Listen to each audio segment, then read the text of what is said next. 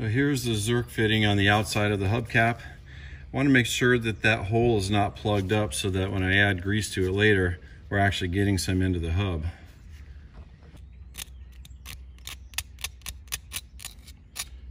All right, the gun is attached. Let's see if it goes through. There it goes. Okay, good.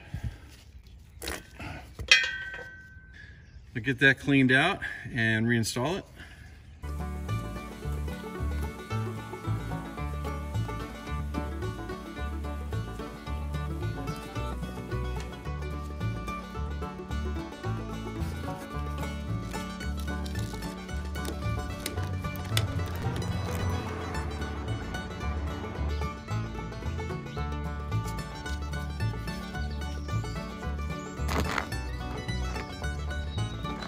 Okay, good. That one's clear also.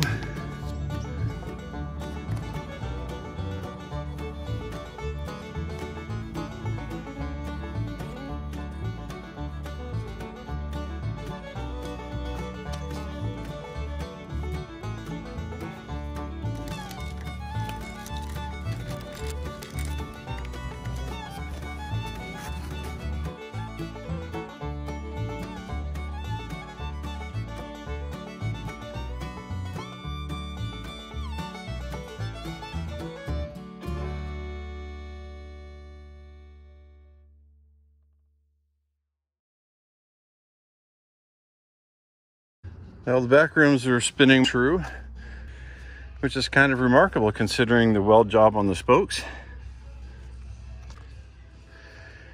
A viewer pointed out that he thinks these might be what they refer to as steel cutoff wheels.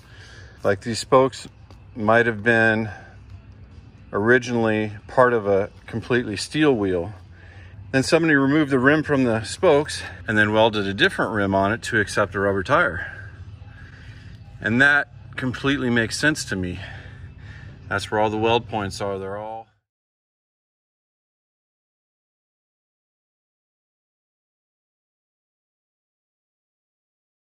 The owner's manual says to insert grease through the zerk until you see grease coming out on the inside of the hub.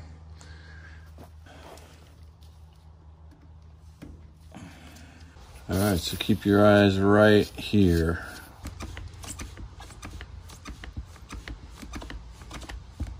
Finally. There it is, finally. Okay, now I'm going to repeat for the left wheel.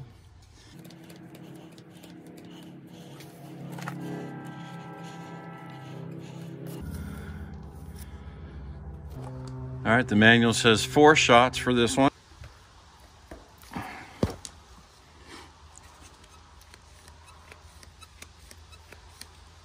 Manual says 8 shots apiece for these.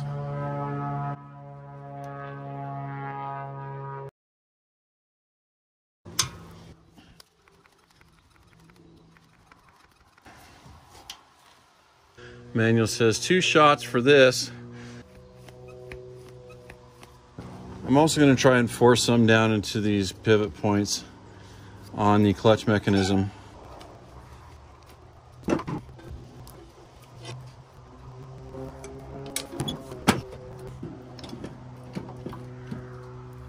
So this is the drain plug for the transmission and the rear end, and then there's another plug underneath here.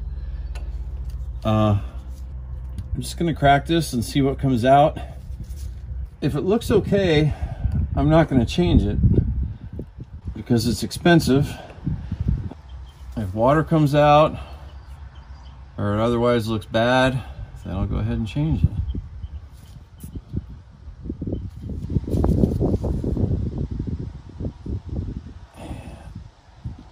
That's what I was afraid of. That's water. All right, now we got to change it. Definitely don't want water up in there, especially in the winter time. And winter around here is not too far off. All right, let's see what comes out of this.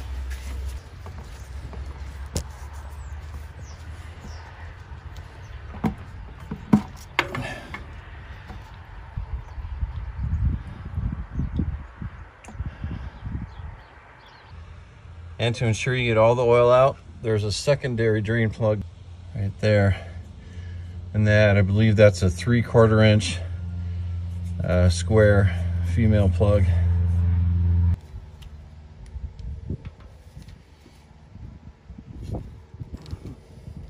More water.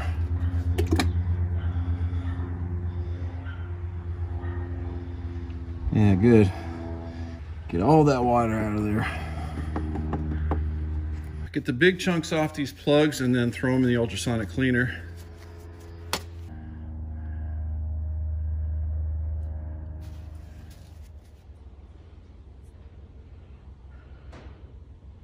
Well, this turned out good. Okay, I've got the 2 drain plugs reinstalled.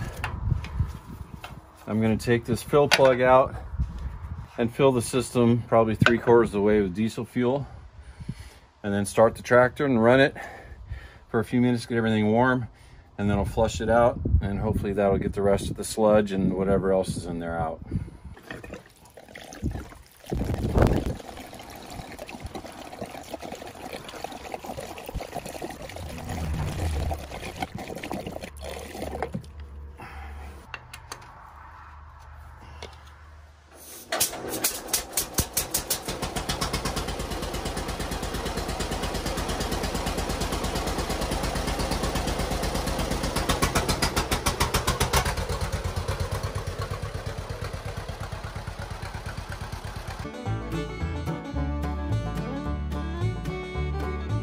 All right, she's hot. Let's take these drain plugs out and see what we get.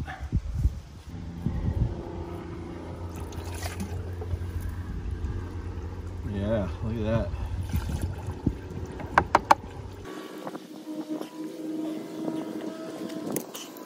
All right, drain plug number 2.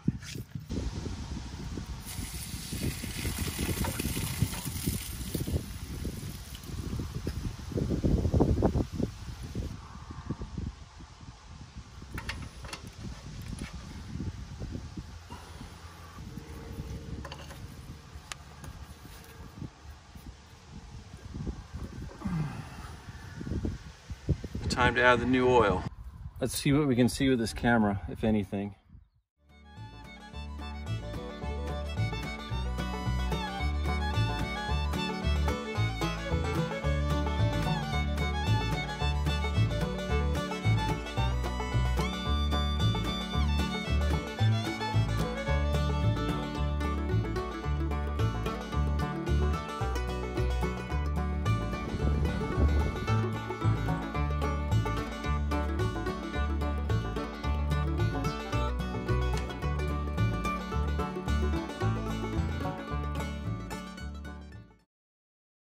Cap it off there. I'm going to start it up and run it around a little bit and then recheck the level.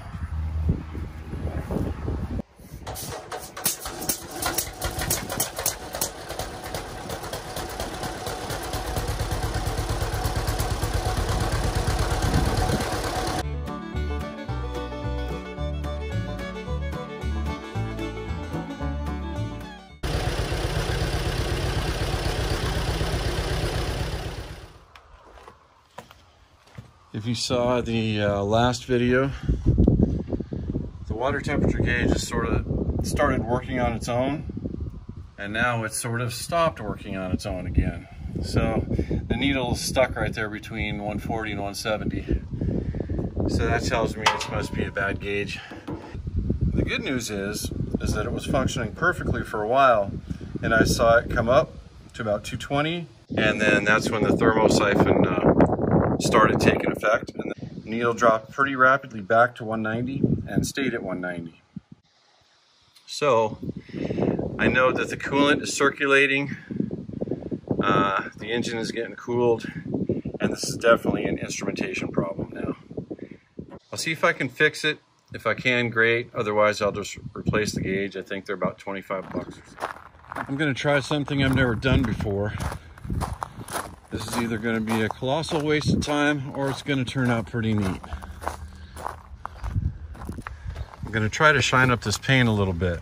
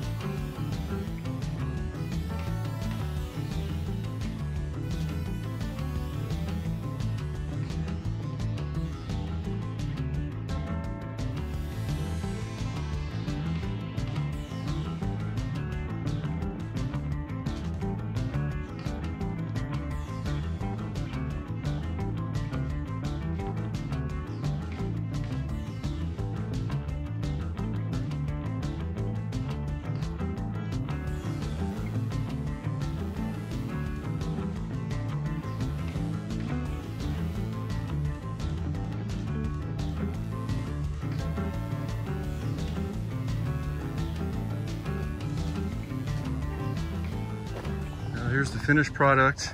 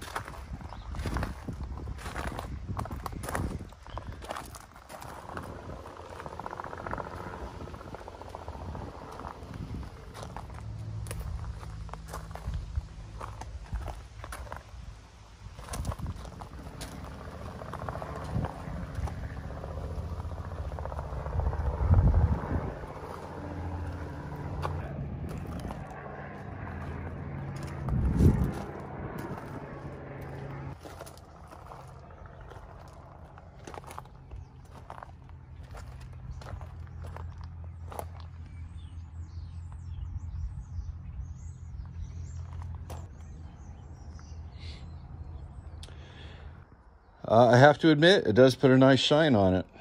But the question is it worth the effort? I don't know. I'm not sure. But I'm glad I gave it a try.